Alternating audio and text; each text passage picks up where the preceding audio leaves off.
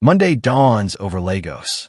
Joshua King rubs sleep from his eyes in his one-room apartment above a noisy mechanic shop in Lled. Heat drifts through a cracked window, but he smiles anyway. He folds his thin mattress, fetches a blue plastic bucket, and pads down the corridor. In the hallway, an old woman coughs behind a half-open door. "Morning, Mama Kemi," Joshua calls softly. "Your tap still broken?" She nods. "Since yesterday, my son." Joshua crouches, tightens the loose pipe with his bare hands, and water gushes. Mama Kemi blesses him. Joshua laughs, grabs two Akara balls she presses into his palm, and jogged for the 5 a.m. train. Banana Island, same morning. Crystal chandeliers throw gold on a long glass table. Wesley Roberts slices plantain for his 4-year-old daughter, Phoebe, who sits on a booster seat swinging her legs. Phoebe giggles. "Daddy, why do you cut them like moons?" "So you can fly rockets through them," Wesley answers, zooming a fork like a spaceship. Mandy, elegant in a silk robe, watches heartwarm. A servant glides in with Wesley's phone. "Sir, message for you." Wesley taps the screen, expecting a work email. Instead, he freezes. "Bella, remember me?" "I still remember you." His jaw tightens. Mandy notices. "Is something wrong?" "Nothing important," he lies, sliding the phone face down. Flashback. 3 years earlier, 6 Rooftop Lounge. Wesley and Bella dance under neon lights. She is stunning, confident, and cunning.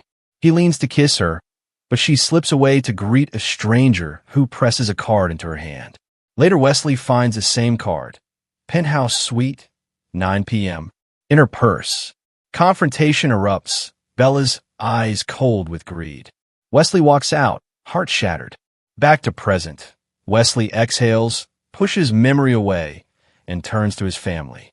"Let's plan Phoebe's weekend. Maybe the zoo." Phoebe claps. Mandy smiles, but worry flickers in her eyes. She has seen that haunted look before. A Lled subway station, dawn. Joshua stands in a crowded carriage, gripping a metal pole. A street preacher shouts about honesty. A pickpocket slips between passengers. Joshua guards his wallet, reaches the diner by 7, ties a faded apron, and begins frying yam for early customers. Grease pops. His boss, Madam Agnes, shouts orders, but Joshua hums a hymn and moves with calm efficiency. Regular patron Mr. Ade strolls in. "Joshua, you make the best yam in Lagos. Why are you still here? Go open your own place." Joshua smiles. "Someday, sir. For now, I'm saving." Bella's bedsit, mainland. Bella Adams paces before a cracked mirror, makeup smudged, eyes wild. Empty wine bottles litter the floor. "If I can't have him, no one will," she whispers over and over. She opens her laptop. Photos of Wesley and Mandy at charity galas. Phoebe holding a stuffed lion. Bella's nails dig into the trackpad. She dials a number. A tired voice answers.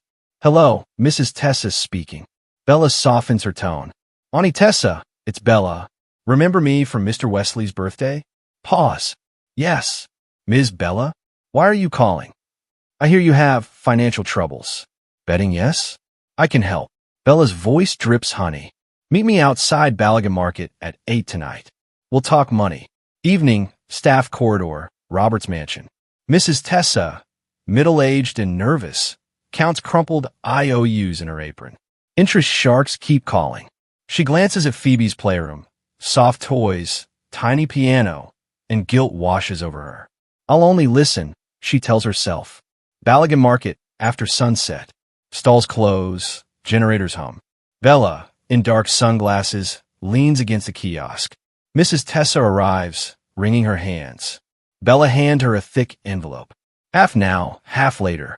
Simple job. Tomorrow afternoon, take Phoebe for ice cream, lead her to the subway platform, and leave the rest to me." Mrs. Tessa pales. The child might die, or she might not. Bella's smile is razor thin. "But your debts will certainly die." Mrs. Tessa's mind races. Loan sharks, threats, her son's school fees. She takes the envelope, tears stinging her eyes. "I'll do it." Bella exhales a satisfied breath. "Good. Tomorrow at 4 p.m., CMS station. Don't be late." Midnight. Joshua finishes his second shift, pockets a meager tip, and waits on the empty platform for the last train home. He notices a lost toy lion wedged under a bench, picks it up, dusts it carefully, and places it where a child might find it in the morning. Unaware, Destiny is already drawing his path and Phoebe's toward the roaring tracks of the Lego subway. Late Tuesday afternoon, rays of orange light spill across the Roberts garden. Phoebe toddles between rose bushes clutching her stuffed lion. Mrs. Tessa stands nearby, heart hammering. "Miss Phoebe, how about a special treat today?" the matron asks, forcing a smile. Phoebe's eyes brighten. "Ice cream." "Yes, princess." "Strawberry, the pink one you love." Tessa's throat tightens. "I can still stop," she thinks, but the envelope in her purse feels heavy as a brick. She signs the outing register at the servant's entrance and ushers Phoebe toward the waiting estate car. While the driver starts the engine, Tessa opens a small vial Bella gave her, just a calming syrup Bella had promised. Inside the car, Tessa mixes 2 drops into a juice box. "Sip this first. You don't want the ice cream to melt before we reach the shop." Phoebe gulps happily, then yawns minutes later, eyelids fluttering. Tessa's stomach twists. 5:10 p.m., Leckie Expressway. Bella sits behind the wheel of an old silver Camry, wig pulled low, sunglasses hiding swollen eyes. She checks her phone. Incoming call, Tessa. Bella answers. "Are you on schedule?" "Yes." "She's sleepy," Tessa whispers. "Good. Pull into the side street by the mall. I'll swap cars with you." Tessa's voice shakes. "Bella, you promise no harm." Bella's tone turns icy. "Stick to the plan, and your debts disappear. Talk again when you deliver the girl." 5:30 p.m., side street near Leckie Mall. The estate driver parks. Tessa says sweetly, "I forgot my purse in the store yesterday. Wait here, I'll be back soon." She lifts the dozing child into her arms, exits, and quickly rounds a corner where Bella's Camry idles. Bella throws open the rear door. "Lay her down." Phoebe half opens her eyes. Auntie Tessa, feeling sleepy. "Just rest, darling," Tessa murmurs, tears pricking. She fastens the seat belt around Phoebe, who sinks into slumber. Bella hands Tessa the second envelope. "Your balance." Tessa's fingers tremble. "Please bring her back safe." Bella's smile is cold. "Safe? After tonight, she'll be headline news, and Wesley will finally feel my pain." Tessa staggers back as Bella guns the engine. The Camry disappears into traffic. Tessa clutches the money, horrified by the price of her silence. 7:48 p.m., diner on mainland. Joshua wipes counters while Madame Agnes counts coins. "Go home, Joshua," she says, waving his final table away. "You've worked enough." Joshua removes his apron. Outside, clouds bruise the sky. He hurries toward the subway. Near the entrance, a blind man taps a cane, looking lost. "Sir, can I help you?" Joshua asks.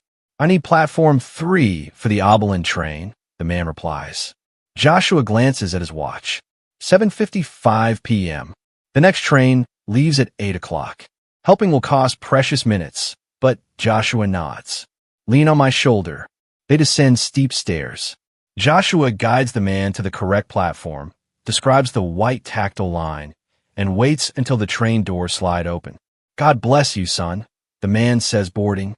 Joshua smiles, but as the train pulls away, he realizes he's missed it, and the next one isn't until 8:40. With a sigh, he climbs back to ground level and starts walking to the quieter underground loop, hoping to save time. 8:12 p.m., CMS Underground Station. Pop Phoebe blinks. "Where's Mommy?" "Mommy sent me." Bella lies, tightening her grip. She edges toward the platform, where warning signs flash stay behind the yellow line. Phoebe rubs her eyes. "I'm cold. You'll warm up soon." Bella scans the empty tracks. A digital clock reads 8:15. The next train arrives in 12 minutes. 8:18 p.m., Outer Tunnel.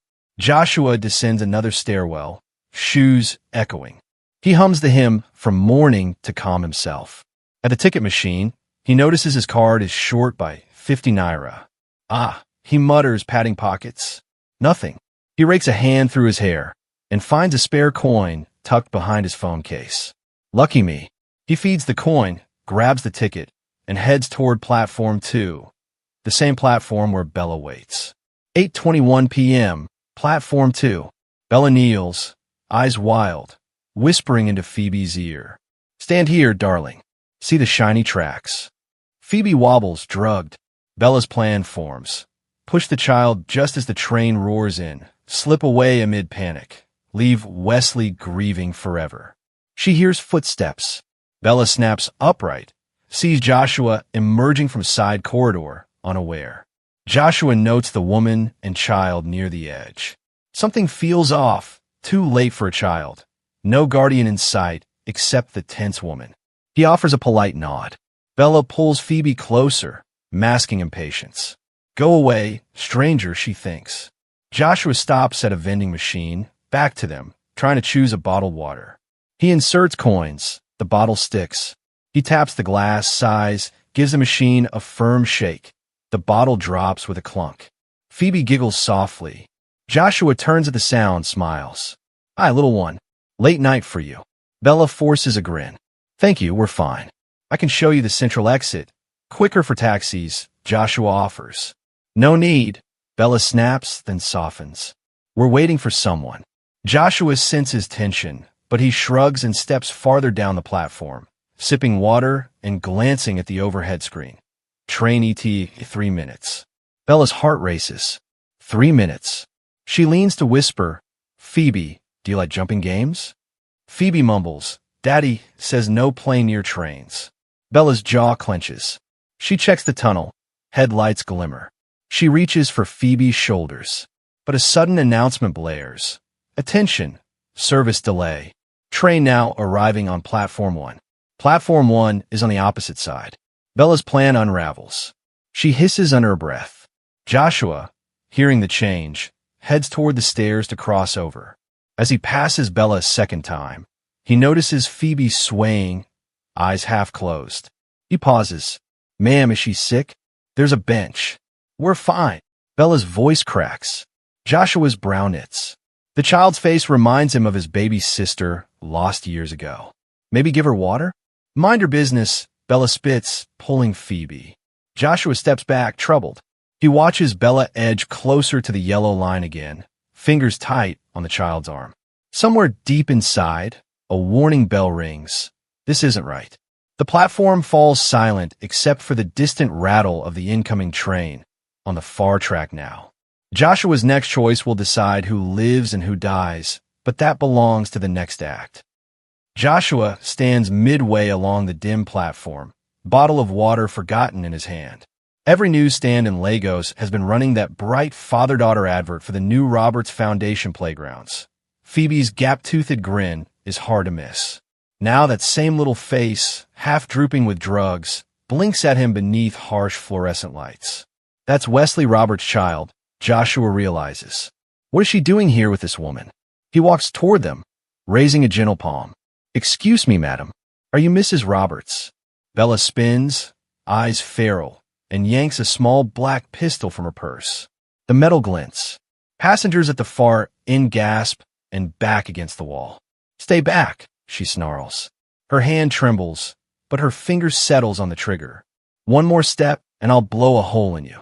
Joshua freezes. Air rushes in his ears like the Atlantic surf. He sees Phoebe sway. Her tiny hand reaches for him across the space. Uncle, she murmurs, voice thick, my head hurts. Joshua swallows hard, lifts both hands slowly. Easy, madam. Nobody must get hurt. Let me help the girl. Bella laughs, short, cracked. Help? You? You're nobody. Move again, and you die. She drags Phoebe backward to the very lip of the platform. The tunnel behind them yawns like a mouth. Joshua's mind flashes to the blind man he helped, doing the right thing even when it cost time. This is the same test, only bigger. He breathes in, steadying himself. Madam, listen to me. That child is famous. Cameras will see. There's no escape. Bella's face twists. There was no escape for me when Wesley threw me away. Her voice echoes off the tiled walls. Phoebe whimpers. Please, Joshua tries, inching forward. She's only 4. She's innocent. Innocent. Bella's eyes brim with tears. No one is innocent. Not when they take what's mine. Her arm jerks, bang. Thunder fills the station. White-hot pain tears into Joshua's left shoulder. He staggers, bottle smashing to the floor. Warm blood soaks his sleeve. Bella's mouth drops, shocked by her own shot. Joshua grips the wound, dizziness crashing over him, but somehow he's angrier than afraid. He remembers his late sister's face and how he'd failed to protect her from sickness because they had no money. Not again, he thinks. With a roar, he lunges. The move is clumsy. His left arm hangs useless, but his right fist connects with Bella's wrist. The gun clatters onto the concrete and skids toward the tracks. Bella screams, claws at his eyes. Joshua bears the pain, wraps his good arm around her waist, and wrestles her away from the platform edge. She scratches, kicks, but he locks his elbow round her neck in a firm hold learned from breaking up diner fights. Phoebe collapses on her knees, dazed. Joshua twists. Bella's heel slams his wounded shoulder. He grunts yet tightens the choke just enough to make her drop limp. Her lipstick smears across his torn shirt. At that moment, a whistle shrills. A gray uniformed subway guard races down the stairs. Two commuters following, phones out, filming. Hands up. Step back, the guard shouts. Joshua releases Bella, who crumples, coughing. Blood drips from his arm onto the tiles. He raises his empty hand, swaying. That woman, kidnapped, gun, he pants. He gestures toward Phoebe, who now huddles by a pillar, crying softly. The guard kicks the pistol farther away, slaps cuffs on Bella as she spits curses. The passengers' phones capture everything. Joshua's soaked shirt, Bella's wild eyes, the tiny girl trembling. Sirens wail above ground. Within minutes, police flood the platform. An officer kneels beside Joshua. Easy, brother, we've got you. I'm fine. Joshua mumbles, though vision swims. Look after the child. Paramedics roll in a gurney. One presses gauze to Joshua's wound. Crimson blooms through white. Another wraps a silver blanket around Phoebe. A female officer crouches. Sweetheart, what's your name? Phoebe's gaze darts to Joshua. Phoebe Roberts. She clutches Joshua's bloody hand with her small fingers. Please don't die, Uncle, she sobs, tears splashing his knuckles. Please. Joshua tries to smile. Uncle will be okay, he whispers, voice trembling. You're safe now. His knees buckle. The paramedics catch him and lift him onto the stretcher. Phoebe refuses to release his hand, so they wheel them side by side. Joshua fading in and out, Phoebe wiping his sweat with her tiny sleeve. As they ascend toward the flashing red-blue lights, commuters applaud. One man shouts, "You're a hero, brother." Cameras pop.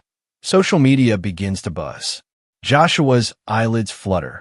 The last thing he hears is Phoebe's soft voice against the chaos. Uncle, when I grow up, I'll buy you the biggest ice cream. He tries to chuckle, but darkness sweeps in. His grip loosens. Phoebe cries louder. The elevator doors close, carrying a bleeding waiter, a shaken child, and the proof that sometimes the poorest man in Lagos can still be the bravest. Blue dawn filters through the 9th-floor windows of St. Nicholas Hospital. Nurses hurry between wards, but one room overflows with whispers, cameras, and the low trill of dozens of phones. News erupts. At 6 a.m., radio host Toke Adeyemi breaks the story. Lagos, wake up! CCTV shows a diner waiter. Yes, a waiter, fighting off an armed kidnapper to save billionaire Wesley Roberts' daughter. Hashtag Subway Hero is trending worldwide. Clips flood TikTok. Joshua wrestling Bella. Phoebe clutching his hand, blood on the tiles. Comment sections explode. At Lagos Lion, give that man a medal and a mansion. At Mama Gist, true heroes wear aprons, not capes. Within an hour, every national channel carries the footage, looping Bella's arrest beside Joshua's stretcher. The caption flashes, "Poor man saves billionaire's child." Hospital tension. Inside room 913, Joshua lies pale, but stable, arm bandaged for dripping. A curtain separates him from the corridor, yet flashes of reporters' cameras pierce the fabric. Matron Igioma shushes them. He lost much blood. No noise. Phoebe, in a tiny hospital gown, sits on a chair swinging her legs. She holds a hand-drawn card. A stick figure Joshua with a giant smile and a smaller girl wearing a crown. Above them floats a red balloon labeled Brave. Dr. Cunnell kneels. Phoebe, you need rest. I'll rest after Uncle Joshua opens his eyes, she says, stubborn. Wesley and Mandy arrive. An elevator ding echoes down the corridor. Wesley strides out in yesterday's suit. Ty Askew. Eyes red. Mandy follows holding his arm. She didn't change out of her silk robe. She only threw on a coat. Uniformed officers bow their heads. Sir, the suspect confessed, one reports. Your housekeeper will face charges. Wesley nods, but his focus is on the door ahead. He pushes through. Mandy and Phoebe meet in a tearful hug. Baby, are you hurt? Mandy asks, kissing her daughter's forehead. Phoebe shakes her head. Uncle Joshua protected me. Look, she shows the card. Wesley turns to the bed. Tubes snake across Joshua's chest. Wesley's voice cracks. He risked everything for a stranger. A hero wakes. Joshua drifts in a fog of anesthetic dreams. Mama Kemi's Acura, subway hymns, Phoebe's tiny fingers. A faraway beep becomes louder until he senses other sounds. Soft crying, cameras clicking, a man whispering, "Thank you, brother." His eyes flutter open. Bright ceiling lights sting. He tries to sit. Dr. Cunnell gently restrains him. Easy, Mr. King. You're safe. Joshua blinks, noticing the crowd. Mandy grasps his good hand. Joshua, I'm Mandy Roberts. Our family owes you everything. Phoebe pops up beside her parents, card in hand. Uncle, this is for you. Joshua smiles weakly. Hello, princess. Wesley steps forward, voice husky. Mr. King, you saved my daughter's life. There are no words. Joshua attempts humor. A thank you is enough, sir. A ripple of laughter lightens the room. Reporters shove microphones past security ropes. One shouts, Joshua, how does it feel to be the nation's hero? Joshua blushes. I'm no hero. I just couldn't watch a child get hurt. Another asks, what were you thinking when the gun fired? Joshua shrugs. Honestly, that I still owed Madame Agnes an extra shift for next week. The room laughs again. Cameras flash. Joshua squints, dizzy. Dr. Cunnell waves. That's enough for now. Let him recover. Gifts and gratitude. Later that afternoon, Wesley calls a small press conference in the hospital courtyard. Joshua sits in a wheelchair, arm in a sling, hospital gown swapped for a borrowed suit jacket. Microphones cluster on a podium.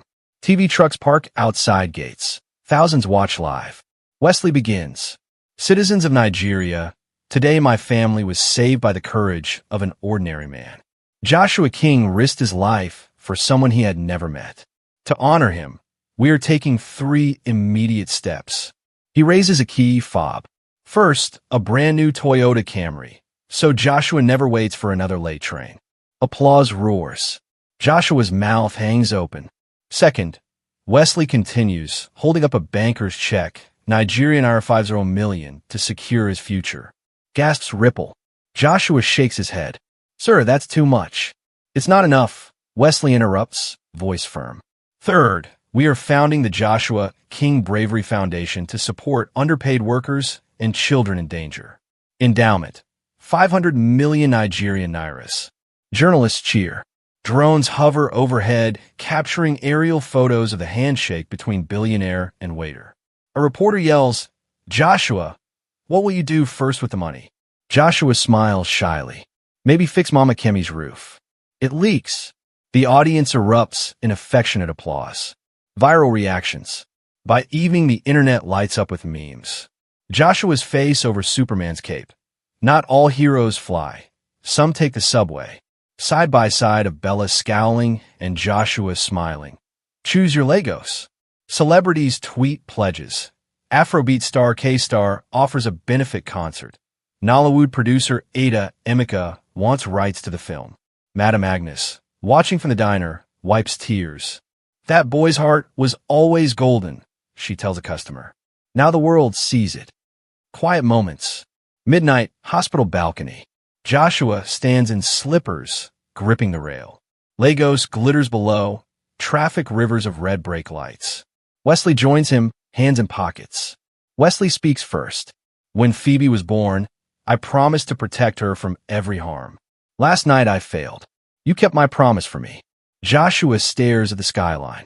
I've lived my whole life thinking rich people and poor people walk on different roads. But fear feels the same for everyone. Wesley nods. Walk with me on this next road. Help run the foundation. You know real hardship. I need that wisdom. Joshua considers, then smiles. If you don't mind learning from a diner cook. Best teacher I could ask for, Wesley says, extending a hand. Family bond. Next morning, Mandy and Phoebe push Joshua's wheelchair through a garden behind the ward. Roses line a fountain. Phoebe feeds fish crumbs of bread. She looks up. Uncle Joshua, will you come to my birthday? Of course, Joshua answers. What theme? Superheroes, she declares. Then adds, giggling, but you don't need a costume. Mandy kneels. You are part of our family now, Joshua. Not because of money, because of love. Joshua's eyes mist. I never had much family. Thank you. A city changed. Within weeks, murals of Joshua appear on viaduct pillars. Broad strokes of orange and teal, his bandaged arm raised in victory. School assemblies recite the subway hero's story to inspire honesty and courage. Newspapers run op-eds on moral duty. At a small ceremony, Joshua delivers his first speech as Foundation ambassador. Courage isn't the absence of fear. It's the decision that someone else's safety matters more than your comfort. If a diner waiter can make that choice, so can every one of us. Hashtag Joshua Challenge trends. Strangers record themselves performing acts of kindness, paying bus fares, fixing taps, guiding the blind, echoing Joshua's ordinary heroism. One early Sunday, Joshua drives his new car to a Lled. He parks under the rusted sign of the old mechanic shop, pops the trunk, and hauls up bright roofing sheets. Children race along the dusty lane shouting, "Subway hero!" He grins, muscles steady despite the healing scar. Lifting the sheets on a Mama Kemi's balcony, he wipes sweat, looks east where sunbeams spill over Lagos. In the hush of dawn, a city's noise will soon rise again. Horns, vendors, rumbling trains. But for a moment, Joshua King listens only to the heartbeat of a new life beating in time, with millions inspired by one brave choice on a silent platform. Bella faces the truth. Bright white lights fill an interview room at the Lagos State CD headquarters. Bella sits handcuffed, mascara streaking down her cheeks. Detective Aisha Tokunbo opens a file and lays out printed screenshots, CCTV stills from the subway, chat logs with Mrs. Tessa, and a photo of Phoebe's bruised arm. Detective Aisha, Ms. Adams, you were caught on video carrying a loaded gun and dragging a minor. Any reason we should believe you didn't plan this? Bella drops her gaze. Wesley ruined me. I only wanted him to feel my pain. Aisha writes notes calmly. Pain is not a license to harm a child. Sign your confession. Bella hesitates, then signs. As officers lead her away, she whispers, "Tell Wesley?" "I'm sorry." No one answers. A week later, the High Court sentences Bella to 25 years without parole. News cameras catch her blank stare as guards escort her to a prison van. The headline rolling under the TV reads, Bella Adams, obsession ends behind bars. Mrs. Tessa's confession. Inside the Roberts mansion, Wesley stands with folded arms while two detectives question Mrs. Tessa in the foyer. Her eyes are red and swollen. Detective, Madam, you accepted 500,000 Nigerian nairas to remove the girl. What? Mrs. Tessa, gambling debts. I wasn't thinking straight. She sobs. Phoebe trusted me. I failed her. Wesley's jaw tightens. You worked for us 7 years. My family loved you. Mrs. Tessa kneels on the marble floor. Sir, whatever punishment comes, I'll accept. Please forgive me. Mandy enters, pulling Phoebe close. The child hides behind her mother's skirt, confused but safe. Police take Mrs. Tessa away gently. She receives a 10-year sentence for conspiracy and child endangerment. From her cell, she writes letters begging forgiveness and vowing to repay. Mandy keeps the letters in a drawer, unanswered but not discarded. A gifted position, politely declined. 2 months later, Joshua's wounds are healed save a thin scar on his shoulder. He visits the Roberts Ikoyi office tower, escorted by smartly dressed receptionists. In the penthouse, Wesley, Mandy, and the foundation board greet him with applause. Wesley pulls out a plush leather chair. Joshua, sit. We have an offer. A slide on the conference screen reads, Director of Outreach, Joshua King Bravery Foundation. Salary, 25 million Nigerian nairas per year. Company car. Full health cover. Joshua scratches his head. Sir, this is huge. But I'm a cook, not an executive. Mandy smiles. You can learn. We'll train you. Joshua thinks of sizzling yam, the laughter in a small diner. He clears his throat. I'm grateful. Truly. But my dream is to feed people, not manage files. He slides the contract back. Help me start a simple eatery. Fresh meals, fair prices, maybe free breakfast for kids before school. That would make me happier. Board members glance at each other, surprised. Wesley grins. You save my daughter. I'll back any dream you choose. He shakes Joshua's hand. Let's build Lego's finest little diner. Building King's Corner. Location, a sun-faded lot beside a Lled railway line, where Joshua once slept between shifts. Construction crews transform it into a cheerful, two-story cafe with bright yellow walls and a red tin roof. Graffiti artists paint a wide mural. Joshua in an apron, holding a wooden spoon like a microphone, surrounded by smiling children. Opening week volunteers include Wesley's corporate staff, Madam Agnes, now head chef, and teams from the Foundation's scholarship program. A reporter from NTA visits. Reporter, why this place, Mr. King? You could open in Banana Island. Joshua, because heroes are everywhere, drivers, traders, mechanics. They deserve good food, close to work. Every morning he serves akara and pap for 100 Nigerian nairas, free for any child in uniform before 7:30 a.m. A tip jar labeled Second Chance Fund collects coins for families who lost breadwinners. Community reactions. Social media buzzes again. At Oga Foodie, try the yam balls at King's Corner, taste like hope. At Teacher Ngozi, my pupils eat breakfast here. Grades already improving. The hashtag King's Corner Challenge urges businesses to adopt schools and provide meals. Within months, 10 cafes copy the model across Lagos suburbs, all funded by the foundation. Quiet redemption. One rainy Wednesday, Joshua receives a letter stamped Kirikiri Women's Prison. Inside, shaky handwriting. Dear Joshua, I cannot undo my crime, but every night I pray your diner stays full and your heart stays brave. Tessa. He reads it twice, tucks it into a drawer labeled Forgive, but Remember. He sends back a recipe for coconut bread, telling her, teach other inmates, good food heals. Final visit. A bright Saturday afternoon. Aroma of fried plantain drifts onto the street. King's Corner bustles with laughter. A wall-mounted TV shows a cartoon, but heads turn when a sleek black SUV stops outside. Phoebe hops out, now in a rainbow dress, carrying balloons. Wesley and Mandy follow. The bell above the door jingles. Joshua, flipping pancakes, looks up. A broad smile spreads across his face. Princess Phoebe. She runs past tables and throws her arms around his waist. Daddy says you're our angel, but I think you're my best friend. Tears sting Joshua's eyes. He kneels carefully, ignoring the heat from the griddle. And you, little one, are my inspiration. Wesley approaches, shaking his head in wonder. You turn a nightmare into a blessing for this whole community. Joshua chuckles, wiping his eyes with a flour-dusted towel. I just turned pain into pancakes, sir. Mandy places a small gift box on the counter. Inside, a silver pin shaped like angel wings. We're on tough days, she says. Remember who you are. Joshua fastens it to his apron. Thank you, ma'am. All right, family, table 12 is free. Lunch is on the house, forever. Customers burst into applause. Someone shouts, speech, but Joshua shakes his head. He lifts Phoebe onto a stool, hands her a heart-shaped pancake, and turns the music up. Afrobeats fill the room. People tap feet, share tables with strangers. Through the wide front window, The afternoon light glints off the diner's hand-painted sign. King's Corner. Honest food, brave hearts.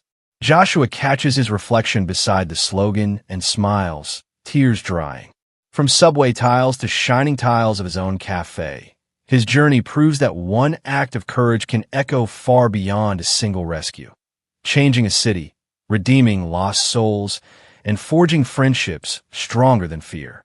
Fade out on Phoebe and Joshua laughing over syrup and stories, while Lagos traffic rolls by outside, louder, brighter, and a little kinder than before.